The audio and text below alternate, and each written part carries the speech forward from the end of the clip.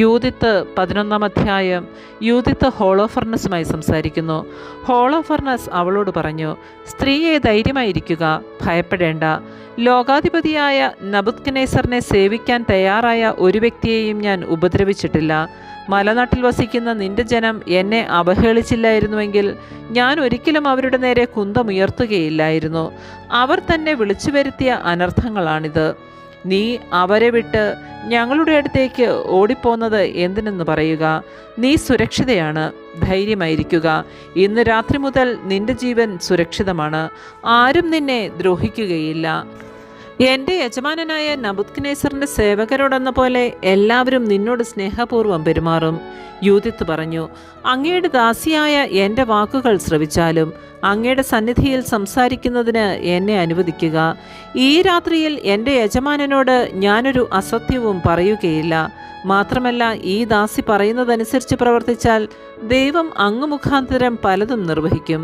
അങ്ങയുടെ ഉദ്യമങ്ങൾ വിഫലമാവുകയില്ല. സർവ്വലോകത്തിൻ്റെയും രാജാവായ നബുക്കദ്നേസർ വാഴുന്നു. അവൻ്റെ അധികാരവും നിലനിൽക്കുന്നു.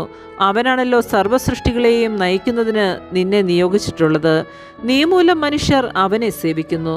മാത്രമല്ല, വയലിലെ മൃഗങ്ങളും കന്നുകാലികളും ആകാശത്തിലെ പറവകളും ജീവിക്കുന്നത് നബുക്കദ്നേസറിനോടും അവൻ്റെ ഭവനത്തോടും വിധേയത്വം പുലർത്തുന്ന നിന്റെ ശക്തിയാലത്രേ. നിന്റെ ജ്ഞാനത്തെയും സാമർഥ്യത്തെയും കുറിച്ച് ഞങ്ങൾ കേട്ടിരിക്കുന്നു. എല്ലാ വിവരവും അറിയുന്നവനും വലിയ യുദ്ധ തന്ത്രജ്ഞനുമായി ഈ രാജ്യത്ത് ഒരു നല്ല മനുഷ്യനുള്ളത് നീ മാത്രമാണെന്ന വിവരം ലോകം മുഴുവൻ അറിഞ്ഞു കഴിഞ്ഞു. നിന്റെ സദസ്സിൽ ആഖിയോർ പറഞ്ഞ കാര്യങ്ങൾ ഞങ്ങൾ അറിഞ്ഞു. ബത്തൂലിയാക്കാർ അവനെ ഉപദ്രവിക്കാഞ്ഞതിനാൽ നിന്നോട് പറഞ്ഞതെല്ലാം അവൻ അവരോടും പറഞ്ഞു.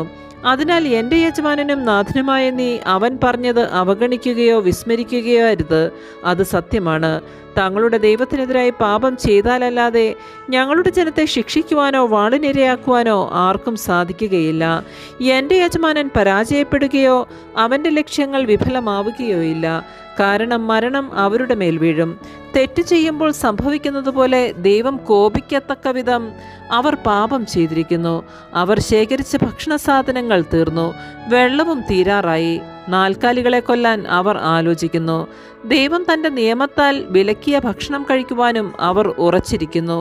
ജെറൂസലേമിൽ തങ്ങളുടെ ദൈവത്തിൻ്റെ സന്നിധിയിൽ ശുശ്രൂഷ ചെയ്യുന്ന പുരോഹിതന്മാർക്കായി സമർപ്പിക്കപ്പെട്ട ധാന്യത്തിൻ്റെ ആദ്യഫലവും വീഞ്ഞിൻ്റെയും എണ്ണയുടെയും ദശാംശവും ഭക്ഷിക്കാൻ അവർ തീരുമാനിച്ചിരിക്കുന്നു.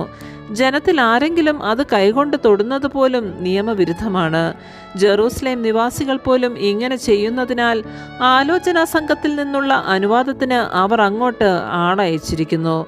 അനുവാദം ലഭിച്ച് അങ്ങനെ പ്രവർത്തിക്കുന്ന ദിവസം തന്നെ അവിടുന്ന് അവരെ നശിപ്പിക്കാൻ നിന്റെ കയ്യിൽ ഏൽപ്പിക്കും. അതിനാൽ നിന്റെ ഈ ദാസി വിവരങ്ങൾ അറിഞ്ഞപ്പോൾ അവരുടെ ഇടയിൽ നിന്ന് ഓടിപ്പോന്നതാണ്. ലോകത്തെ മുഴുവൻ കേൾക്കുന്നവരെയെല്ലാം ആശ്ചര്യപ്പെടുത്തുന്ന കാര്യങ്ങൾ നിന്നോടൊത്ത് നിർവഹിക്കാൻ ദൈവം എന്നെ അയച്ചിരിക്കുന്നു. ഈ ദാസി സ്വർഗത്തിലെ ദൈവത്തെ രാപ്പകൽ സേവിക്കുന്ന ഭക്തയാണ്. നാഥ, ഞാൻ നിന്നോടൊത്ത് വസിക്കും. ഓരോ രാത്രിയും നിന്റെ ദാസി താഴ്വരയിലേക്ക് പോയി ദൈവത്തോട് പ്രാർത്ഥിക്കും. അവർ പാപം ചെയ്യുമ്പോൾ ദൈവം അത് എന്നോട് പറയും.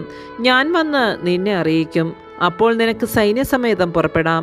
ആർക്കും ചെറുക്കാൻ കഴിയുകയില്ല. ഞാൻ നിന്നെ യൂദായുടെ നടുവിലൂടെ ജെറൂസലേമിലേക്ക് നയിക്കും. അതിൻ്റെ മധ്യത്തിൽ നിന്റെ സിംഹാസനം ഞാൻ സ്ഥാപിക്കും.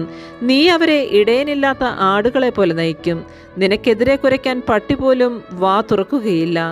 ദീർഘദർശന ശക്തിയാൽ എനിക്ക് ഇതെല്ലാം അറിയാൻ കഴിഞ്ഞു. ഇതെനിക്ക് വെളിപ്പെടുത്തിയിരിക്കുന്നു.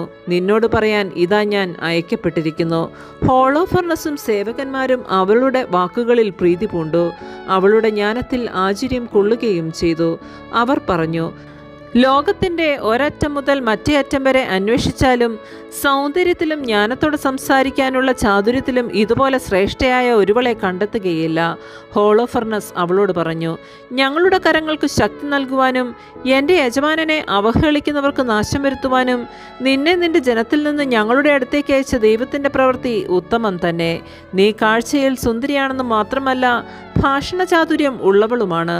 നീ പറഞ്ഞതുപോലെ പ്രവർത്തിക്കുന്ന പക്ഷം നിന്റെ ദൈവം എൻ്റെ ദൈവമായിരിക്കും. നീ നബുക്കദ്നേസറിൻ്റെ കൊട്ടാരത്തിൽ വസിക്കുകയും ലോക പ്രശസ്തയാവുകയും ചെയ്യും. ആമേൻ. പരിശുദ്ധ പരമ ദിവ്യകാരുണ്യത്തിന് എന്നേരവും ആരാധനയും സ്തുതിയും പുകഴ്ചയും ഉണ്ടായിരിക്കട്ടെ.